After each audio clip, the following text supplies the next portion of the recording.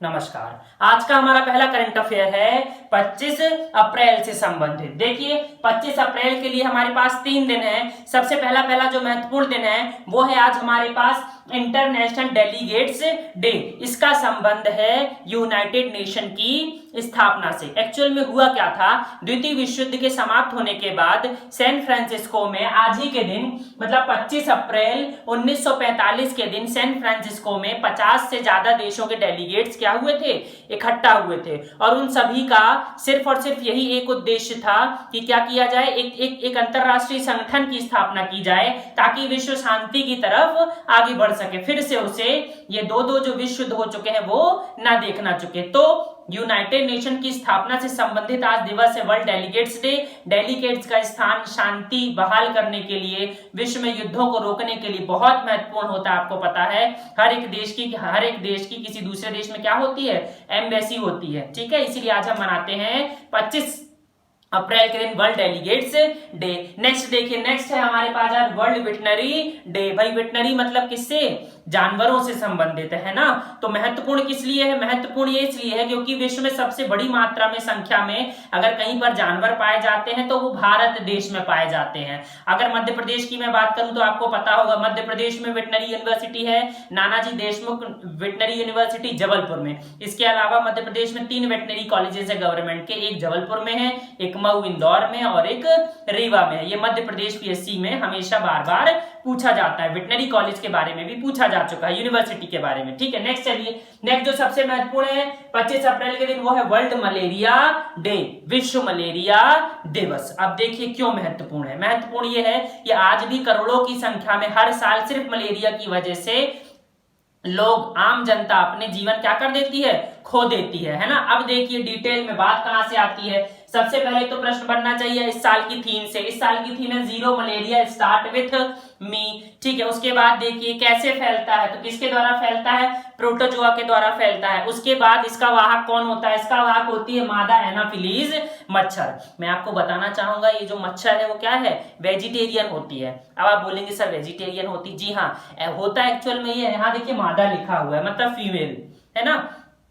Female जब क्या करती है, जब उसके पेट में बच्चा होता है तो उसको प्रोटीन की ज्यादा जरूरत होती है, उसको एनर्जी की ज्यादा जरूरत होती है। इसीलिए वो क्या करती है, उसको ह्यूमन के ब्लड की जरूरत होती है, प्रोटीन की जरूरत होती है, जो कि आरबीसी में रेड ब्लड सेल्स में पाया जाता है। इसीलिए जब वो गर्भावस्था की क्षण में रहती है मादा एनाफिलीज मच्छर, तब वो क्या करती है, आती है और किसी मनुष्य के खून में क्या करती है, खून पीने की कोशिश करती है। और इसी चक्र में उसकी जो लार रहती है वो क्या करती है, उसी लार में उसके ये जो प्रोटोजोआ पाए जाते हैं वो पाए जाते हैं और वो मानव के अंदर इंजेक्ट हो जाते हैं। इंजेक्ट होने के बाद वो मानव के रक्त की आरबीसी रेड ब्लड सेल्स में जाते हैं, उसको प्रभावित करते हैं। उसके अंदर जाने के बाद वो अपने आप क्या करते हैं, मल्टीपल करते हैं और फिर वो शरीर के बाकी अंगों में भी फैल जाते हैं। ठीक है, अब देखिए, अब हम चलते हैं इसके थोड़ा सा बैक में, मतलब हम चलते हैं इसके बेस से, है ना, कहां से क्वेश्चन बनते हैं। तो देखिए मैं आपको इतिहास बताना चाहूंगा। ये बीमारी आज की नहीं है, इस बीमारी के साक्ष्य मिलते हैं चाइना में लगभग 2500 बीसी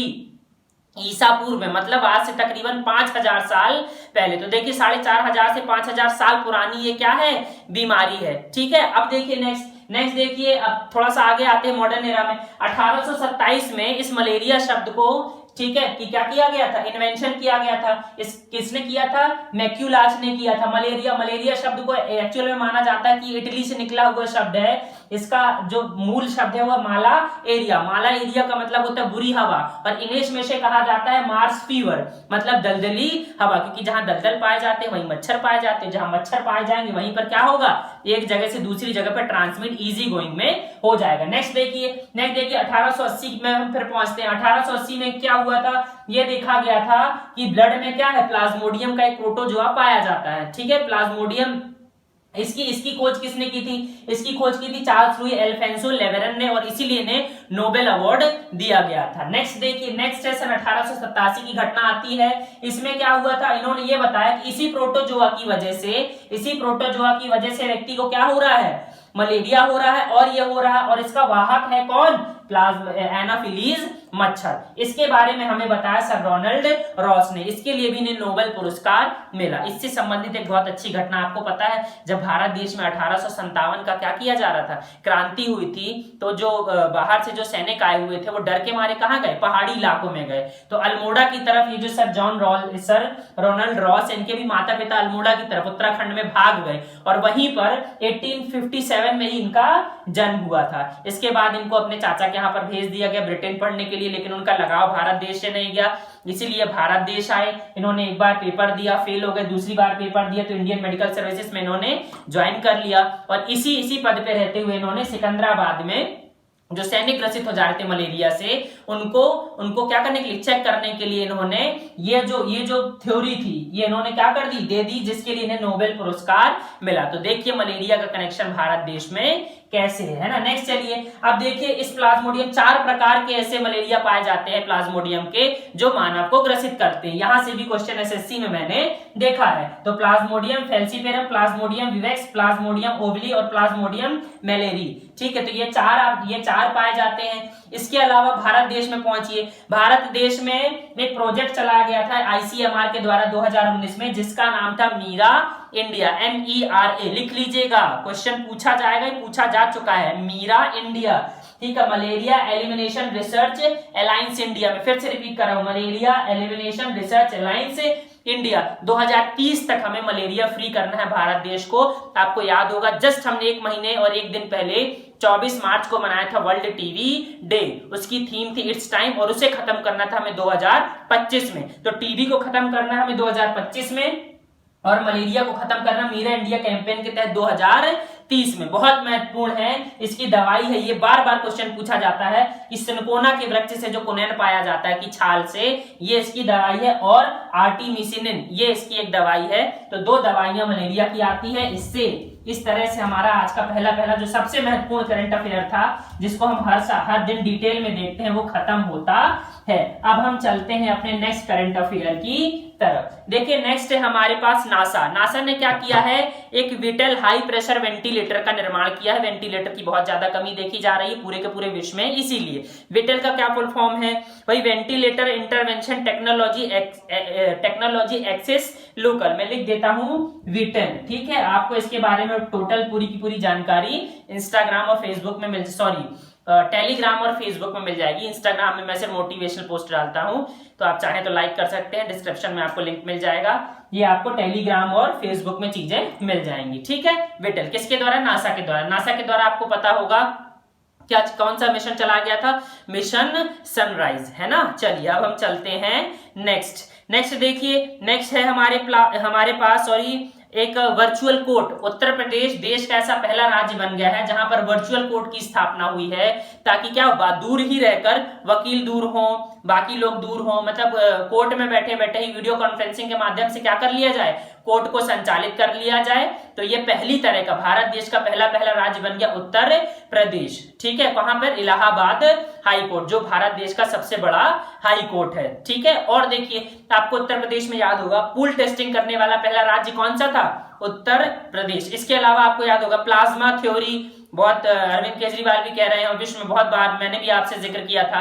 प्लाज्मा थ्योरी का सबसे पहले उपयोग किया था किसने, प्लाज्मा थेरेपी का किसने किया था, केरल ने किया था। इसके अलावा आपको पता होगा कि गोवा ने क्या किया था, आयुर्वेद का सबसे पहले उपयोग किया था इम्यूनिटी बढ़ाने के लिए। और गोवा भारत देश का पहला क्या है, कोरोना फ्री स्टेट है। ठीक है, अब हम बढ़ते हैं आगे देखिए हमारे पास करंट अफेयर था बंधन बैंक में 1% हिस्सेदारी बढ़ा ली है सिंगापुर की एक कंपनी ने, इसका नाम है कैलेडियम इन्वेस्टमेंट। मैं फिर से रिपीट कर रहा हूं, कैलेडियम इन्वेस्टमेंट। ठीक है, 1% मतलब 3.39% थी और अब इसे कर लिया गया है 4.49%।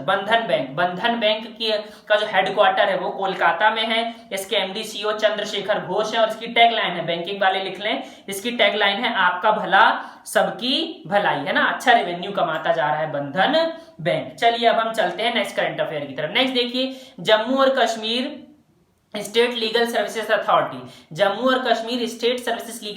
ने जो अकेले वृद्धजन हैं जो जम्मू कश्मीर में फंसे हुए हैं कोरोना से, उनकी मदद करने के लिए एक प्रोग्राम चलाया, सर्विस द सीनियर इनिशिएटिव। ठीक है, मैं फिर से रिपीट कर रहा हूं, service the seniors initiative helpline, एक हेल्पलाइन शुरू करी ताकि जो अकेले वृद्ध है वो क्या कर सके, फोन कर सके और सरकार उनकी मदद कर सके। जम्मू और Kashmir state legal services authority के जो हेड है वो है जस्टिस राजेश बिंदल, और जो नेशनल लीगल सर्विसेज अथॉरिटी है उसके हेड कौन है, अभी कोई नहीं है, इसीलिए कार्यवाहक, ठीक है, कार्यवाहक का जो पद है वो दिया गया है जस्टिस एनवी रमन्ना को। ठीक है, ये हाल फिलहाल में एग्जीक्यूटिव चेयरमैन का काम कर रहे हैं नेशनल लीगल सर्विस अथॉरिटी का, कौन, जस्टिस एनवी रमन्ना। और आपको याद होगा जम्मू कश्मीर के अभी मुख्य न्यायाधीश कौन है, बताइए, गीता मित्तल। और गीता मित्तल से एक और करंट अफेयर में बार बार बताता हूं आपको, ये जम्मू और कश्मीर की पहली मुख्य महिला चीफ जस्टिस है ना, महिला गीता मित्तल, बार बार प्रश्न बनेगा। चलिए अब हम आगे बढ़ते हैं। आगे देखिए, भारत सरकार ने IMCT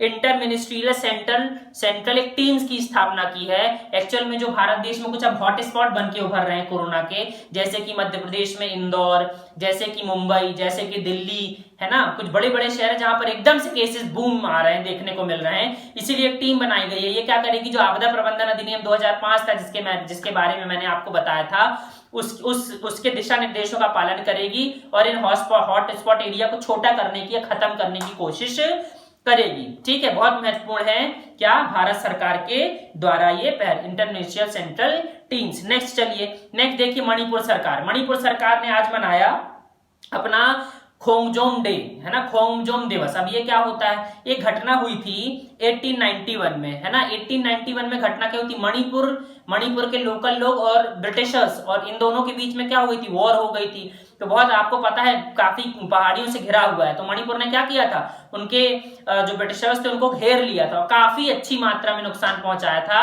इसीलिए वहां पर एक वॉर मेमोरियल बनाया गया है। क्या नाम है इसका, खोंगजोम वॉर मेमोरियल कॉम्प्लेक्स। यहाँ पर दुनिया की सबसे बड़ी तलवार की प्रतिमा है ना, बीच में ऐसा वो रखा हुआ है, ऐसे तलवारें लगी, बहुत बड़ी बड़ी तलवारें हैं यहाँ पर लगी हुई, देख लीजिएगा आप फोटो मेरे पेज पर, है ना। तो इसलिए मनाया गया आज कौन सा, खोंगजोम दिवस। मणिपुर के सीएम है कौन भाई, एन बीरेन सिंह, यहाँ की गवर्नर है नजमा हेपतुल्ला, और मणिपुर में आती लोकटक झील में केबुल लामजाओ नेशनल पार्क, जो कि दुनिया का एकमात्र तैरता हुआ नेशनल पार्क है। बार बार क्वेश्चन आता है इसलिए मैंने आपको बता दिया। नेक्स्ट चलते हैं हम, नेक्स्ट देखिए हमारे पास है CISF, central industrial security forces. इन्होंने क्या किया है, एक ई ऑफिस एप्लीकेशन लॉन्च किया है ताकि फाइलों को एक जगह से दूसरी जगह ना ले जाना पड़े।